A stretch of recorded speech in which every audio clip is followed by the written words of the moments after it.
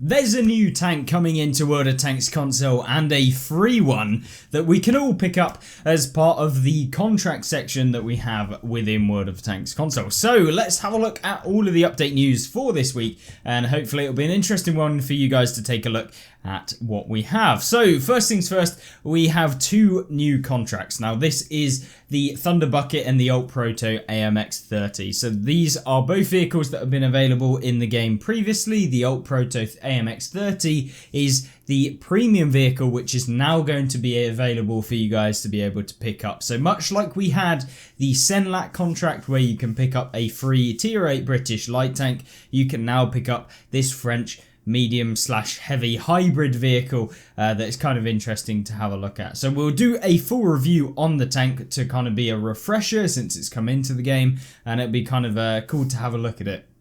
So what do we have with regards to each of these vehicles? So how do you actually get them? And essentially it's your typical contract stages where you've got multiple stages. You complete each of the stage, they get varying XP requirements as you go up through the stages, and then once you get there you are then free to be able to get the tank. So it's it's essentially just playing the game. So you can see, for example, for the Thunder Bucket, which is a tier 4 light tank, it's going to cost you probably in the region of about 100,000 XP, which isn't too bad, but at the same time it's quite long to be able to get a tier 4, and at the end of the day, are you really going to be wanting to play tier 4? For me personally, no. So I won't be playing the Thunder Bucket, even if it might be okay. It's kind of a looks with a slightly different gun, basically. That is basically what it is. But either way, moving on then, the contract for the Alt Proto AMX-30, which is this French kind of heavy/medium tank that is supposedly very good at playing hold down, but gets penned in the turret sometimes.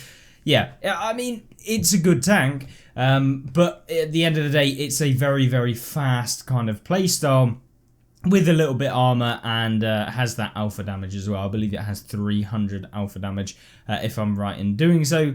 But how do we actually get this tank? Well, of course, you have to complete 8 stages, and these ones are considerably harder to complete than the previous, in that you have to be able to,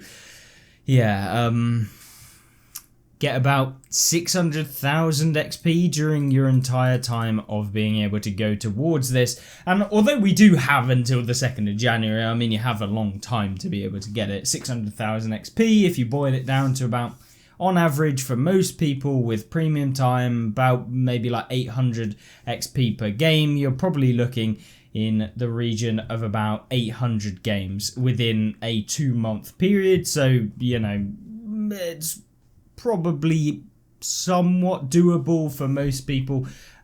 So yeah, I mean, it's not that bad. But at the end of the day, you still have to play a lot.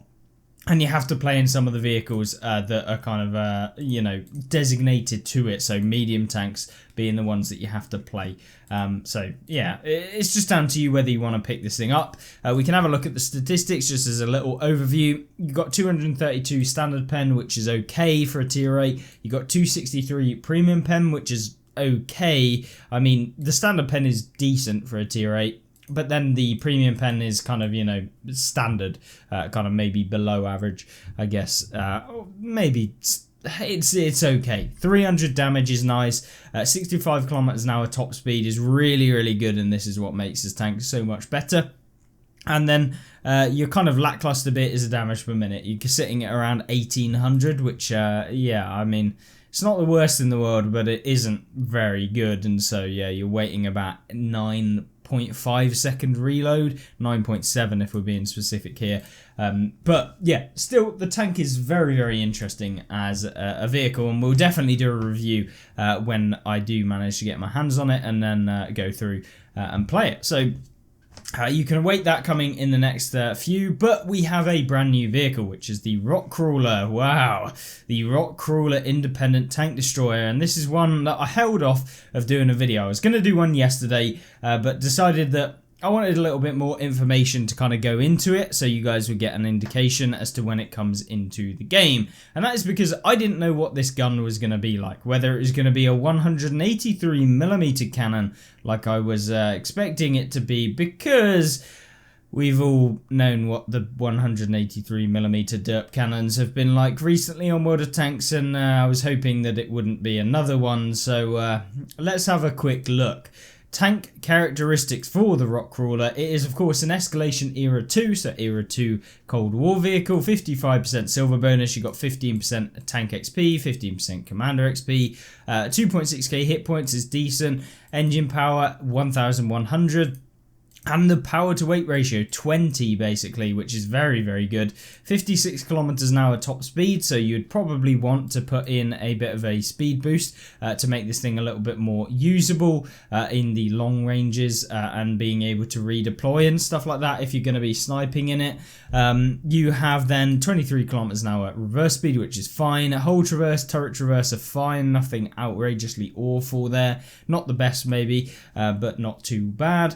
10 degrees of depression and only 8 degrees of elevation. Now 8 degrees of elevation is absolutely diabolical, and it will cause a massive problem in some regards, especially if you're going down a slope. Trust me, this is not very nice. But 10 degrees of gun depression is nice, you can use it on a ridgeline. But 8 degrees of elevation, yeah, just not great at all. But 390 penetration with the standard rounds, 300 with the premium, and 150 with the HE. And yes, it is a Derp gun. 1150 damage as the standard, 1450 as the premium, and 1650 as the HE, which is exactly what we wanted. It does have the yaw limit, so 90 degrees to the left, 90 degrees to the right, which means you got a 180 degree total field of vision, which is basically the same as the FE 4005.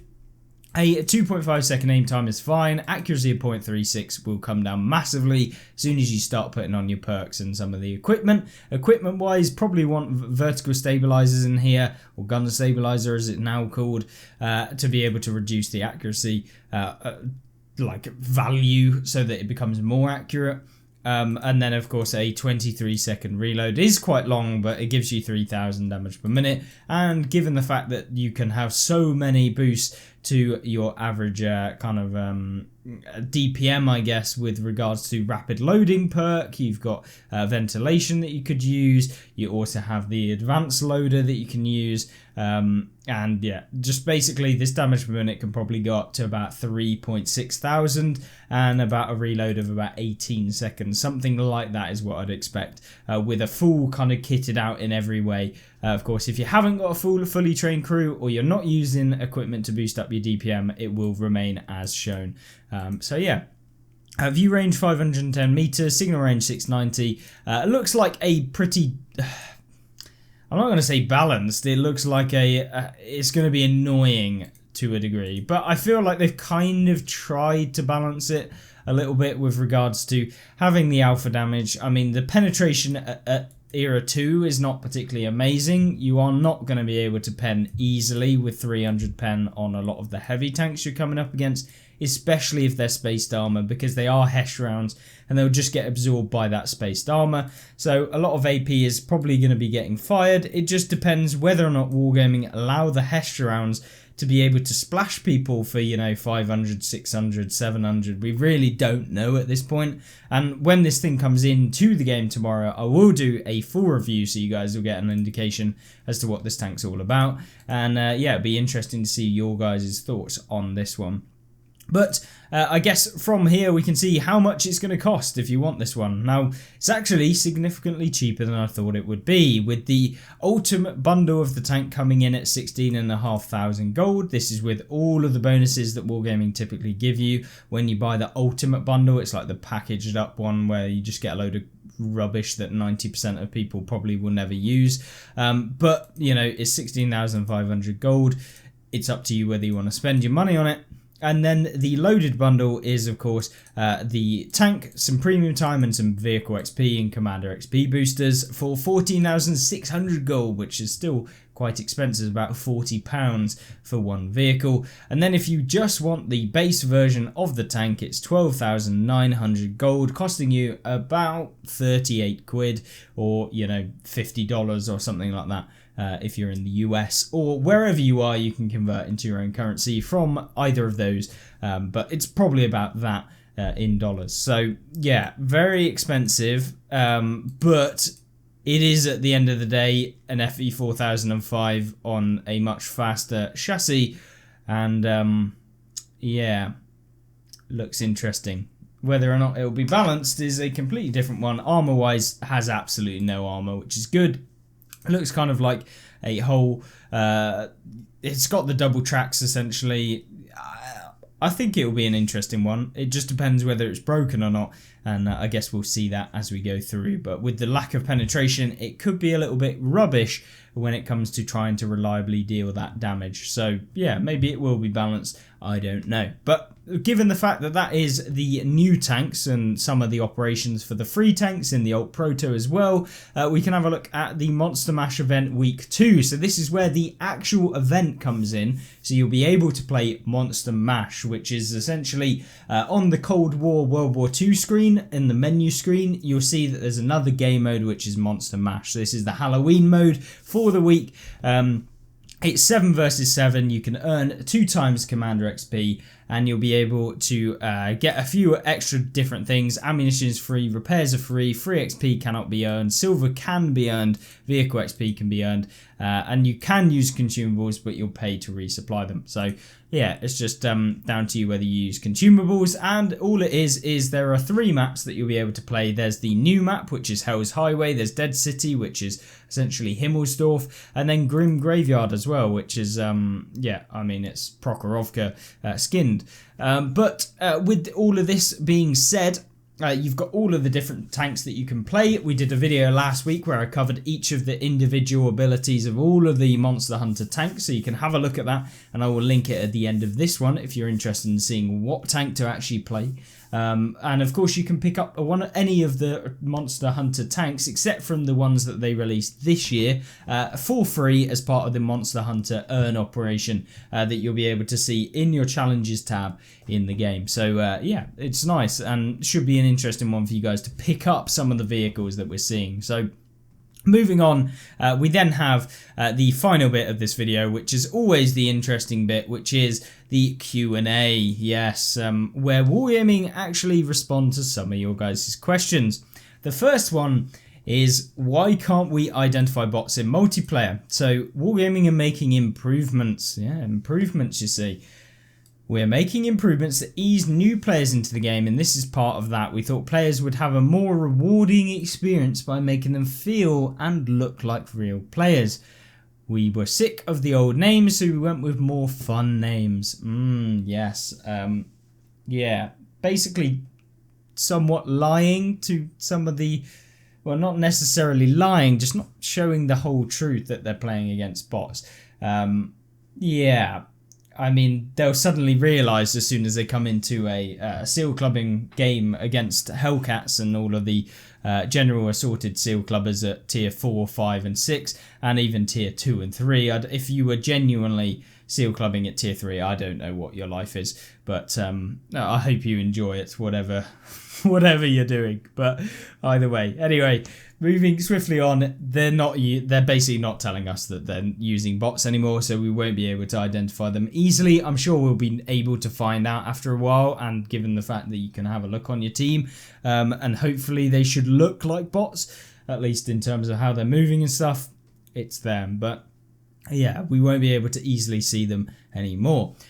Can you bring back weather maps as well? I missed them, but the feedback was mixed. We did investigate bringing them back, but we just don't have the tech art power right now to re-implement them. Don't expect them anytime soon, but it is something we liked and it may come back in the future. I feel like this would be good as like a limited time mode where, like, you know, on the weekend they start bringing in like an extreme weather weekend or something like that, where they just release all of the weather variant maps, and then you only have to play it over a weekend, or you know, give it as like an option, like you can either play that mode or you can play the standard game. I think that would be kind of cool. But I certainly didn't really like them as they were. They kind of made the game a little bit campy. Basically, you ended up with like Waffenträger E100s back when it was overpowered, going into the center of the map, remaining undetected, waiting for a YOLOing light tank on your team to go and spot someone sitting in the open with your tier 2 view range in a tier 10 tank, and then basically just farming up damage as your YOLOing light tank spots everything, and there's nothing that they can do to try and spot you unless their YOLOing light tank also YOLOs you, gets you spotted, and then you're pummeled by like 15 camping tanks. So yeah, that's kind of how the weather variants went in my eyes. Obviously some people really enjoyed them. Sometimes they were fun, are granted, but most of the time I just found them really boring and stale because, yeah, I don't know. Maybe they were cool because you could do different things on different maps, but I feel like some of the balancing on those maps was not particularly the greatest.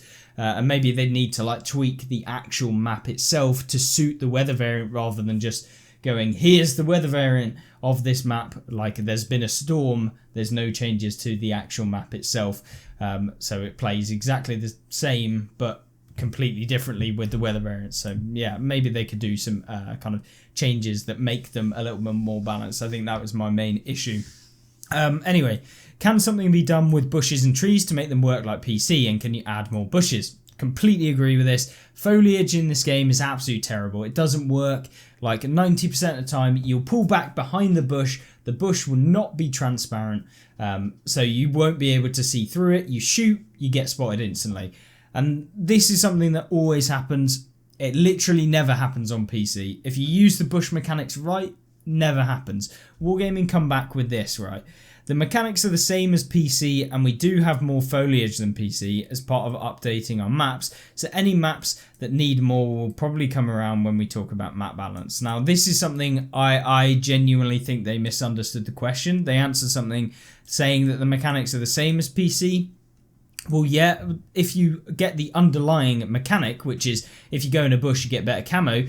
But maybe we're not talking about that. We're talking about what are the percentages of camo that a bush on console gives you versus on PC. We're also talking about the fact that, yeah, even if you gave them the same amount of camo, because it's console, and the fact that everyone has like tons more view range because our perks are way better, that, you know, you get spotted by heavy tanks when you're firing behind a bush, using the camo like of the bush, being able to go back so that it's not transparent, firing through the bush, you still get spotted by a heavy tank. So I mean, it's literally, it doesn't work in the same way. I can guarantee you there's some either percentage differences between the like addition of how much camo a tree or how much camo a bush will give you on console versus that of PC, and that the view range disparity between, you know, heavy tanks and light tanks is actually not that much different.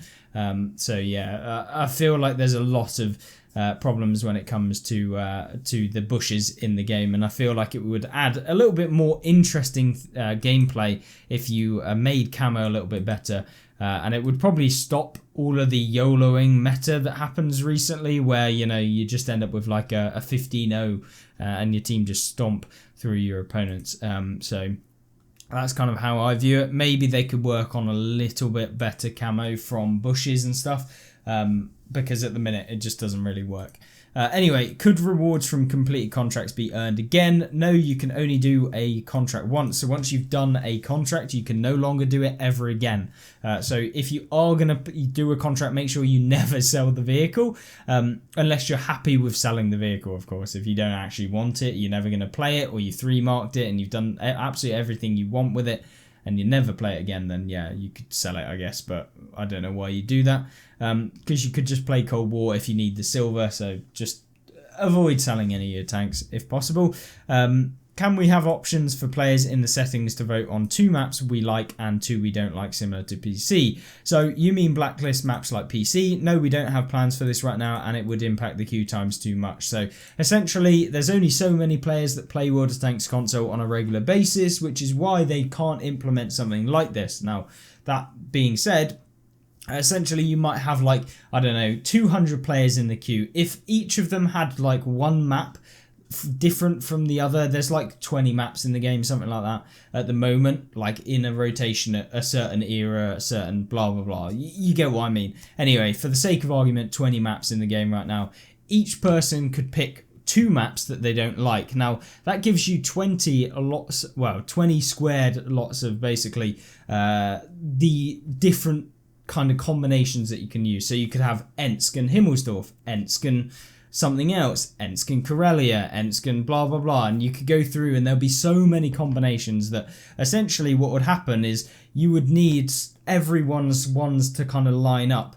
That, yeah, it just doesn't work in terms of like being able to get enough players with the same kind of maps that are banned and which ones that aren't, and it would just cause a lot of issues with that. So Matchmaker just can't handle it right now. The player base isn't big enough, unfortunately. But yeah, that's kind of how it goes. In terms of like how they could potentially do it, is that it just gives you preferential treatment that you may get, like it might give you like chances that you won't get the map, but I don't know how they do that, and yeah, maybe it's not really worth it. But yeah, that's down to Wargaming entirely. That's I can see why they aren't going to do this.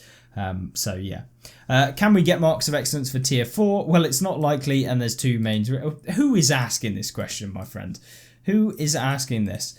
Can we get marks of excellence for tier 4? This is genuinely, well, it's not likely, and there's 2 main reasons. We don't want to encourage experienced players to play that low down. Entirely correct. This is something that genuinely experienced players, why are you playing tier 4? Like, genuinely playing against people that have literally picked up their controller for the first time in about 30 years, and they're trying to play a tank game, and you're sat there being like, yeah, I've done so well against these players that have never played this game before. Then they play a tier 10 and get absolutely smashed as well, by the way. So, yeah. I don't know. Anyway, that's one of the reasons, and we think that this would be a detriment to newer players, and that tanks at this tier have short barrels, so it's an art decision being too short, too narrow for marks of excellence as well. So yeah, 2 reasons why it shouldn't be there, and for me, I entirely agree, there should not be marks of excellence for tier 4, and debatably tier 5. I mean, a lot of the tanks on that tier are like the Hellcat, or the Hellcat's lower brother, the T67, just disgusting. So yeah, just please stop playing tier 4.